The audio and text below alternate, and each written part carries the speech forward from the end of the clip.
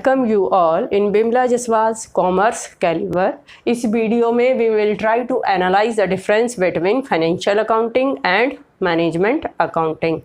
सबसे पहले जो मैनेजमेंट अकाउंटिंग है उसका जो बेसिक ऑब्जेक्टिव है that is to know the profitability and the financial position of a business concern at the end of the accounting period. उस हिसाब से सारे अकाउंट्स मेंटेन किए जाते हैं।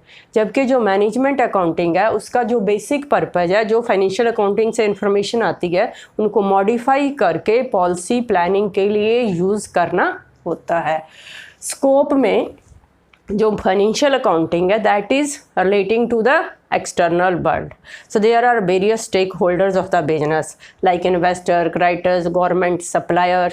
वो सारे जानना चाहते हैं कि बिजनेस कैसे चल रहा है ताकि उसके बेसिस पे वो डिसीजन ले सके। सो इसलिए जो फाइनेंशियल अकाउंटिंग है एक तरह की कम्युनिकेशन है between the business and the external world. जबकि जो मैनेजमेंट अकाउंटिंग है it is just for internal use. Management उसको यूज़ करती है डिसीजन मेकिंग पर्पज़ के लिए। देन सब्जेक्ट मैटर में आ जाता है कि जो फाइनेंशियल अकाउंटिंग में इसमें we study the business as a whole. Suppose करो एक जो ग्रुप है उसकी 4-5 कंपनीज हैं, सब्सिडरीज कंपनी है, तो हम सारी सब्सिडरी कंपनीज का एक कंसोलिडेटेड अकाउंट्स बनाते हैं कि क्या उसमें प्रॉफिट हो रहा है और क्या उसकी पोजीशन है।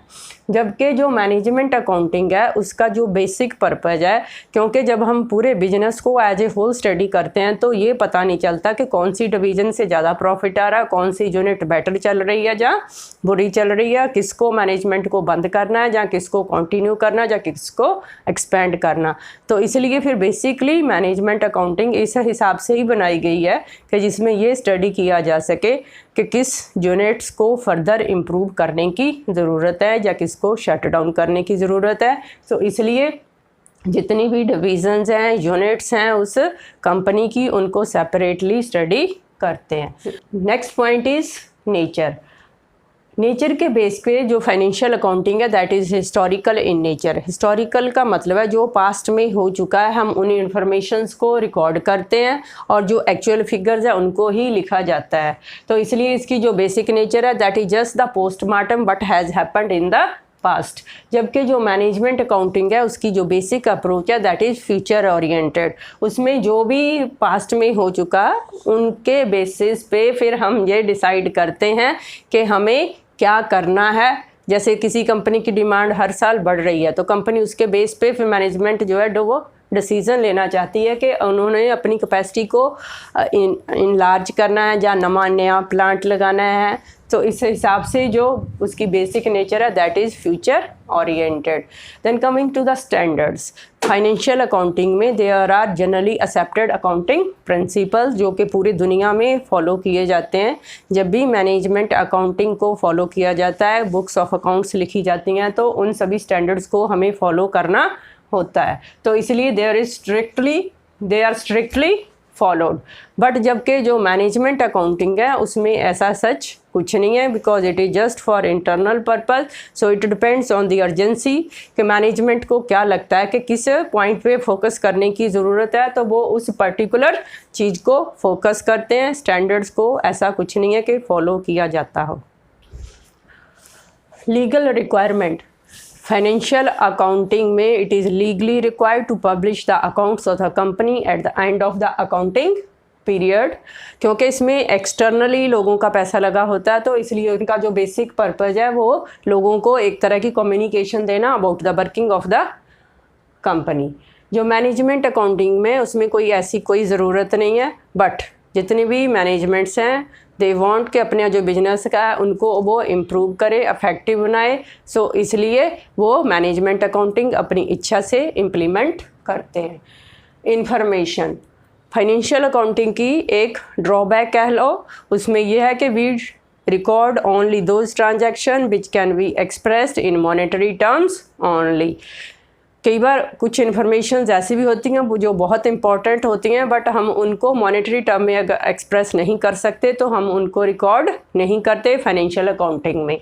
जबकि जो मैनेजमेंट अकाउंटिंग में है उसमें दोनों तरह की monetary as well as non monetary informations को देख के ही पॉलिसी को प्लान किया जाता है। जैसे कि कंपटीशन बढ़ रहा है तो कंपनी अपने उस हिसाब से मैनेज करती है कि उसने आगे कौन कौन सी जो स्ट्रेटजी हैं वो फॉलो करनी है।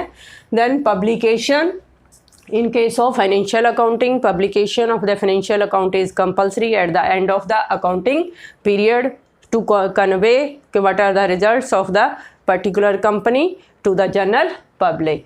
मैनेजमेंट अकाउंटिंग इंटरनल पर्पज़ के लिए, सो इसकी कोई पब्लिकेशन की ज़रूरत नहीं होती, जो मैनेजमेंट अपने इंटरनल पर्पज़ के लिए यूज़ करती है। Then time period, in financial accounting we generally take 1 year as an accounting period, और उस अकाउंटिंग पीरियड में कंपनी की क्या पोजीशन है, क्या प्रॉफिटेबिलिटी है, उसको शो किया जाता है। मैनेजमेंट अकाउंटिंग में ऐसे टाइम पीरियड की कोई रिक्वायरमेंट नहीं है, it depends on the urgency of the information required by the management.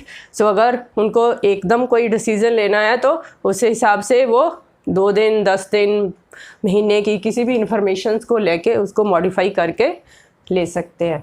Then audit, in case of financial accounting external audit is compulsory in case of registered entities. तो दूसरी जो है जो registered नहीं है वो उनकी अपनी इच्छा होती है, बट जितनी भी रजिस्टर्ड एंटिटी है साल के बाद they must get their accounts audited bye A chartered certified chartered accountants.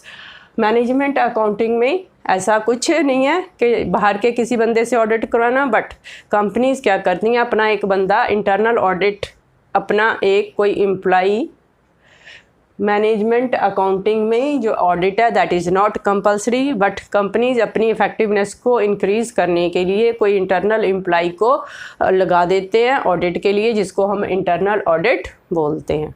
Thank you.